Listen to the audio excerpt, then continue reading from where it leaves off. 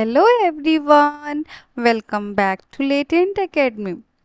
आज का हमारा टॉपिक है स्टेजेस ऑफ चाइल्ड डेवलपमेंट, जहां हम देखने वाले हैं चाइल्ड डेवलपमेंट के स्टेजेस के बारे में। ये बहुत ही इम्पॉर्टेंट टॉपिक है और ये हमारे सीटेट में कंटिन्यूसली आता भी है। तो प्लीज़ स्टूडेंट, आप बहुत ही केयरफुली होकर के सुनिएगा और देखिएगा। चलिए हम स्टार्ट करते हैं। सबसे पहले इंट्रोडक्शन देखते हैं कि क्या है ये चाइल्ड डेवलपमेंट का stages. Child development is a process through which human beings grow and mature from infancy to adulthood. देखो, इसको चाइल्ड डेवलपमेंट एक ऐसा प्रोसेस है जो इन्फेंसी से लेकर के एक एडल्टहुड के ट्रांसफ़र को बताता है। जैसे कि ये फिगर हमें ये चीज़ दिखा रहा है कि कैसे जो है एक इंसान ग्रो अप करता है न्यू बॉर्न बेबी से लेकर के एक एडल्ट पर्सन के बीच में। ये उस चीज़ को बताता है। Next, importance of studying developmental stages. अब क्या इम्पॉर्टेंस है इन डेवलपमेंट स्टेजेस को पढ़ने के बारे में, उसके बारे में देखते हैं। Understanding development stages helps educator supports learning and address student needs at every age. देखो, अगर हम बच्चों के स्टेजेस के बारे में समझेंगे कि कब कौन से स्टेज में बच्चे को कौन से तरह का ट्रीटमेंट चाहिए, कब उनको किस तरह की लर्निंग, किस तरह की सपोर्ट चाहिए, तो हम बच्चे को वही सपोर्ट, वही लर्निंग प्रोवाइड कराएंगे। इसका रिजल्ट क्या होगा ना कि बच्चे अपने स्टेज के हिसाब से सीखेंगे। सपोज़ मैं आपको एक एग्जांपल देके समझाने की कोशिश कर रही हूँ कि अगर मैं बहुत ही छोटा बच्चा, जस्ट लाइक समझ लो कोई अभी न्यू बॉर्न बेबी है और उसको मैं बहुत सारा पोयम वो सब याद करवाना शुरू कर दूँ, तो क्या वो बच्चा याद करने लग जाएगा? नहीं ना पॉसिबल है, क्योंकि रीज़न ये है कि अभी उसके कॉग्निशन में इतना डेवलपमेंट हुआ ही नहीं है, तो वो इन सब चीज़ों को याद कर ही नहीं पाएगा। इस वजह से ये ज़रूरी नहीं है। और अगर मैं बात करूँ कि जब जैसे बच्चा 2 साल 3 साल का हो जाएगा तो वो बहुत ईजिली उस चीज़ को याद करने लग जाएगा, तो उसके लिए वो कितना इम्पोर्टेंट है। नेक्स्ट देखते हैं prenatal stage, conception to birth. मतलब क्या? प्री नेटल स्टेज वो होता है कि अब जब बच्चा गर्भाशय में आता है तब से लेकर के जन्म लेने तक की अवस्था को प्री नेटल स्टेज कहते हैं। इसमें क्या होता है? Rapid physical growth, development of brain, nervous system and organs influenced by genetics and maternal health. देखो, जब बच्चा अपने माँ के गर्भाशय में आता है तो उसका ग्रोथ वहीं से स्टार्ट हो जाता है। हाँ, जब वो मदर के वोम के अंदर रहता है, यानी कि मदर के पेट के अंदर बच्चा जब रहता है, तो उनका जो ग्रोथ होता है बहुत लिमिटेड वे में होता है। जैसे कि अगर हम कुछ उनकी फिजिकल ग्रोथेज के बारे में बात करें तो बच्चे का हाथ पाँव का डेवलपमेंट होता है, उसके स्किन का डेवलपमेंट होता है, उसके ब्रेन का डेवलपमेंट होता है, उसके नर्वस सिस्टम का डेवलपमेंट होता है, उसके ऑर्गन्स का डेवलपमेंट होता है। तो ये सारा चीज़ जो है ना मेनली इन्फ्लुएंस होता है जेनेटिक्स और उनके मैटरनल हेल्थ में, यानी उनकी माँ के हेल्थ के बेसिस पे ये होता है, और उनका जो अपना जीन्स है फैमिलियर बैकग्राउंड का, उसके ऊपर ये इन्फ्लुएंस होता है। तो देखो कि कितना इम्पॉर्टेंट है। हमारा डेवलपमेंट का स्टेज शुरू हो जाता है जब हम पहली बार ओरिजिन होते हैं, हमारा पहला ओरिजिन जब अपनी माँ के पेट के अंदर होता है, तभी से हमारा डेवलपमेंट जो है स्टार्ट हो जाता है, हर स्टेज बाय स्टेज। देन अब इन्फेंसी की बात करते हैं। इन्फेंसी स्टेज जो कि 0 से 2 साल, यानी कि जब न्यू बॉर्न बेबी जन्म लेता है तब से लेकर के 2 साल तक के बच्चे को हम इन्फेंसी स्टेज के अंदर काउंट करते हैं। Development of motor skills, attachment formation and basic sensory and pre perceptual skills. देखो, इसमें एक बेसिक चीज़ ये है, जब बच्चा न्यू बॉर्न होता है तब से लेकर के 2 साल तक उसके अंदर ना सबसे एक कॉमन फीलिंग जो होती है वो स्ट्रेंजर एंजाइटी की। स्ट्रेंजर एंजाइटी वो होता है कि मतलब ये बस एक ऐसा भय होना कि मुझे कोई ले लेगा। सपोज़ को बहुत सारे ऐसे बच्चे होते हैं जो अपनी मम्मी के पास ज़्यादा अटैच होते हैं, वो नहीं चाहते हैं कि मैं किसी और के पास जाऊँ। बचपने में बच्चा चाहेगा कि मैं अपनी माँ के गोद में ही रहूँ, पर बहुत बार माँ परेशान हो जाती है, जो चाहती है कि बच्चा किसी और के गोदी में जाए, तो उसको ये डर रहता है कि मैं उसके साथ चला जाऊँगा तो मैं अपनी माँ से दूर हो जाऊँगा, तो वो नहीं जाना चाहता है बच्चा। तो उनके अंदर स्ट्रेंजर एंजाइटी बहुत ही कॉमन है, जो हम अक्सर देखते हैं न्यू बॉर्न से लेकर के 2 साल तक के बच्चों के अंदर। इस फेज के दौरान क्या होता है, उनके मोटर स्किल्स का डेवलपमेंट होता है। मतलब बच्चा क्या होता है ना कि स्क्राइबिंग करना स्टार्ट कर देगा, लाइन ड्रॉ करना स्टार्ट कर देगा कहीं भी। अगर आप देखना नोटिस करना, जब बच्चा 2 साल का हो जाता है उसके हाथ में आप पेन दे दो, पेंसिल दे दो, तो पूरे पेपर में पेन में बस ऐसे ऐसे ऐसे ऐसे ऐसे ऐसे ऐसे राउंड राउंड करते रहता है। इससे क्या हुआ कि उसका ना राइटिंग प्रैक्टिस स्टार्ट हो जाता है। देन उसका सेंसरी डेवलपमेंट, मतलब उसका अपना सेंस जो होता है, अच्छा बुरा खट्टा मीठा तीखा, ये पहचानने की क्षमता भी उसके अंदर जो है वो तेज होने लग जाती है धीरे धीरे। नेक्स्ट स्टेज देख रहे हैं अर्ली चाइल्डहुड। अर्ली चाइल्डहुड जो है 2 साल से लेकर के 6 साल के बीच के हम कहते हैं कि ये एक अर्ली चाइल्डहुड है। इसकी हम बात करते हैं कि अर्ली चाइल्डहुड में क्या होता है, उसके बारे में देखते हैं। Language exploration, imagination, early social interaction and development of autonomy. देखो, जब बच्चा 2 साल से लेकर के 6 साल के बीच का होता है तब क्या होता है, बच्चे के अंदर भाषा का विकास होता है। मतलब बच्चा 2 शब्द 3 शब्द लेकर के बोलना शुरू कर देता है। जहाँ बच्चा धीरे धीरे बोलता है माँ पापा दादा नाना, इससे क्या होता है ना कि बच्चा इंटरेक्शन और उसका जो है लैंग्वेज के थ्रू मतलब अपने सराउंडिंग से काफ़ी ज़्यादा बढ़ जाता है।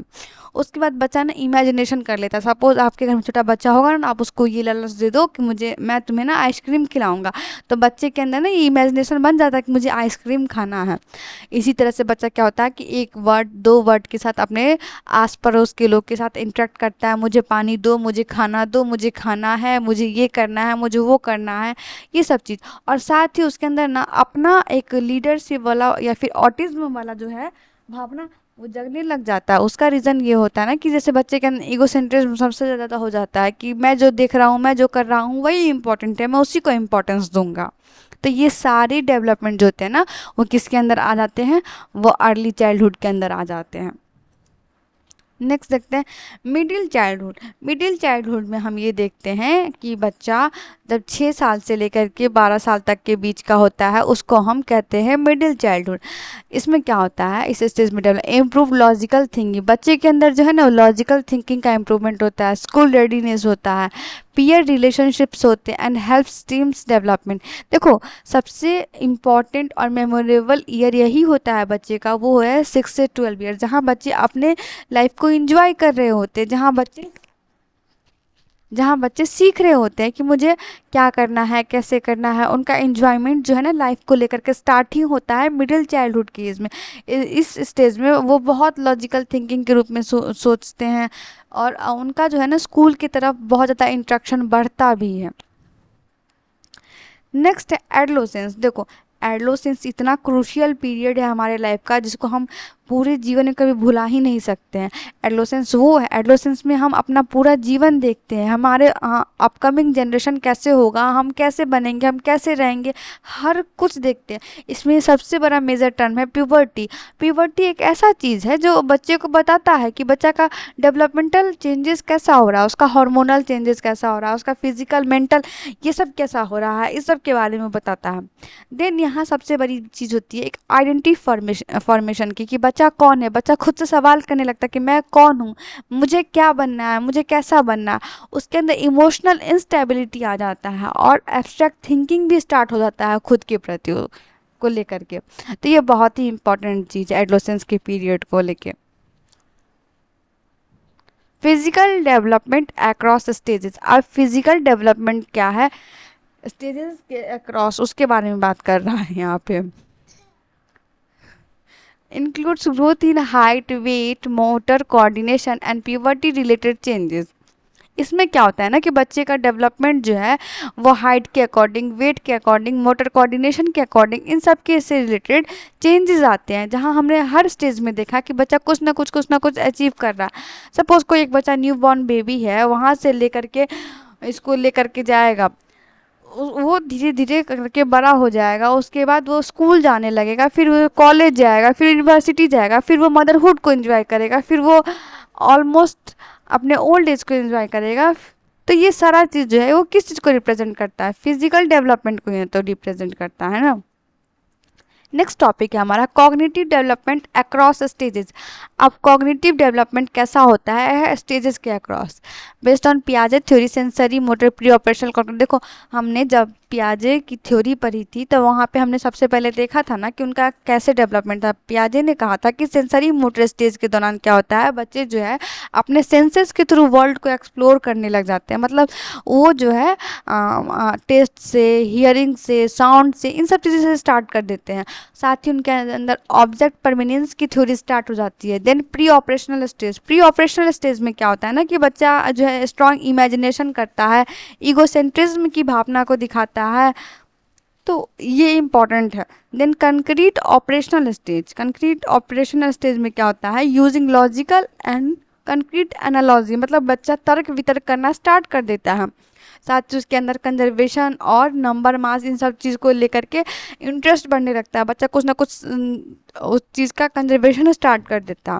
Then formal operation, formal operational एक एडल्ट फेज को कहा जाता है जहाँ बच्चा हर चीज़ से परिपूर्ण हो जाता है और उसके सोचने समझने की क्षमता भी एक लेवल तक एकदम परिपूर्ण हो जाती है, उसको कहते हैं। Next emotional and social development. अब इमोशनल एंड सोशल डेवलपमेंट का क्या रोल है उसके बारे में देखते हैं। Formation of self identity, empathy, friendship, emotional regulation and moral understanding. देखो, जब हमारा इमोशन डेवलप होगा तो हमारा सोशल डेवलपमेंट अपने आप हो जाएगा। बच्चा जो है ना वो हर तरफ से सोचने लगता है। अगर इमोशनल में बात करें तो जब बच्चा बहुत छोटा होता है, जो जब न्यू बॉर्न से लेकर 2 साल तक का होता है, तो उसके अंदर सिर्फ एक ही इमोशन होता है, अटैचमेंट को लेकर के। वो अपने माँ बाप से, अपने परिवार से बहुत अटैच्ड होता है, वो चाहता है कि वो उसके साथ ही रहे। जब बच्चा थोड़ा बड़ा होता है, अर्ली चाइल्डहुड में जाता है, तो उसके अंदर सिर्फ और सिर्फ नॉर्मल इमोशन एक्सप्रेस करने को होता है, सिर्फ और सिर्फ रोना, हंसना, खाना, यही होता है। वो रो करके अपनी ज़िद को, अपनी बातों को मनवाने लग जाता है वो। फिर बच्चा अगर मिडिल चाइल्डहुड में जाता है तो वहाँ क्या होता है, उसके अंदर ना थोड़ी सी सहानुभूति स्टार्ट हो जाती है, थोड़ी सी सोशल इन्वायरमेंट के प्रति अंडरस्टैंडिंग स्टार्ट हो जाती है। और जब बच्चा एडोलेसेंस में जाता है तब उसके अंदर सारे हॉर्मोन्स को लेकर के, सारे इमोशंस को लेकर, सारे डेवलपमेंट फैक्टर्स को लेकर सब चीज़ डेवलप हो जाता है। तो वहाँ बच्चा एक मैच्योर पर्सन बनने के लिए तैयार होने लग जाता है। नेक्स्ट देखते हैं फैक्टर अफेक्टिंग डेवलपमेंट। अब क्या क्या फैक्टर है जो अफेक्ट करते हैं डेवलपमेंट को, उसके बारे में हम देखते हैं। Genetics, environment, family, culture, nutrition and education, ये सारे ऐसे फैक्टर हैं जो हमारे डेवलपमेंट को इन्फ्लुएंस करते हैं। जेनेटिक्स, जेनेटिक्स कैसे इन्फ्लुएंस करते हैं, देखो अगर हमारा कोई अच्छा जीन का बच्चा होगा तो बहुत ही अच्छा उसका जो है फिजिकल डेवलपमेंट बहुत अच्छा हो जाएगा किसी न किसी तरीके से। आप इस चीज़ को देख सकते हैं। अगर हम किसी बच्चे को एक अच्छा इन्वायरमेंट देंगे तो वो एक गुड पर्सन के रूप में बन जाएगा, तो वो भी एक इम्पॉर्टेंट है। एक फैमिली उसका बहुत अच्छा रोल है, अगर फैमिली उसकी पॉजिटिव हो जाएगी तो बच्चा बहुत अच्छा रहेगा। देन कल्चर की बात करें, कल्चर में क्या होता है कि आप किस कल्चर से रह रहे हो, बच्चा उसी कल्चर को अडेप्ट कर लेता है, तो उसके लिए वो भी इम्पॉर्टेंट हो गया। अच्छे फैमिली में रहने के साथ साथ अच्छा न्यूट्रिशन लेना भी बहुत इंपॉर्टेंट है। और इन सब के बाद सबसे इम्पॉर्टेंट है उसका, इस चीज़ को मैं सबसे इम्पॉर्टेंट मानती हूँ, वो है एजुकेशन। अगर किसी बच्चे के अंदर अच्छी एजुकेशन होगी तो बच्चा बहुत अच्छे तरीके से विकास करेगा, उसका ग्रोथ बहुत अच्छा होगा। तो आज का हमारा कंक्लूजन ये रहा, देखो नॉलेज जो है वो सिर्फ और सिर्फ स्टेजेस पे डिपेंडेंट नहीं है और फैक्टर्स पे लेके हम नहीं बात करते हैं, वो ओवरऑल बात करता है। वो हर चीज़ के बारे में बताता है, फिजिकल से लेके इमोशनल से लेके सोशल तक, हर चीज़ के बारे में कहता है। और इन सब के डेवलपमेंट स्टेजेस को हमें ज़्यादा अच्छे से ध्यान में रखना चाहिए, क्योंकि जब बच्चा आपके सामने बड़ा हो रहा होता है तो ये आपकी रिस्पॉन्सिबिलिटी होती है कि उस बच्चे को आप क्या अच्छा ज्ञान दोगे, क्या अच्छा समझदारी दोगे कि बच्चा आपसे जुड़े, आपसे कनेक्ट करे, आपकी सोसाइटी में बहुत अच्छे तरीके से रह पाए। इन सब चीज़ों को वो एक्सप्लेन कर रहा होता है।